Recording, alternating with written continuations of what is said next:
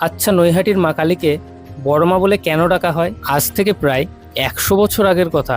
ভবেশ চক্রবর্তী নামে এক যুবক তার 4 বন্ধুকে নিয়ে নবদ্বীপে রাস দেখতে যান। সেখানে রাসের বড় বড় ঠাকুরের মূর্তি দেখে চক্রবর্তী মশাইয়ের সাত জাগে যে বাড়ি গিয়েই মায়ের বড় করে মূর্তি বানিয়ে পুজো দেবে।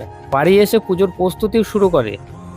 কিন্তু ভবেশ চক্রবর্তী মশাই জমিদার হওয়া সত্ত্বেও তার কাছে কিন্তু পুজো করার মতো টাকা ছিল না, কারণ তিনি ছিলেন সাধক প্রকৃতির। তখন চক্রবর্তী মশাইয়ের সেই 4 বন্ধু টাকা দিয়ে সাহায্য করে চক্রবর্তী মশাইকে এবং পুজো হয়। প্রথম প্রথম মায়ের মূর্তির নাম ভবেশকালী নামে সর্বত্র ছড়িয়ে পড়েছিল। কিন্তু 2012 সালে কাকিনাড়া থেকে একদল যুবক আসে মায়ের কাছে পুজো দিতে। তাদের সকলের কপালেই ছিল পট্টি বাঁধা।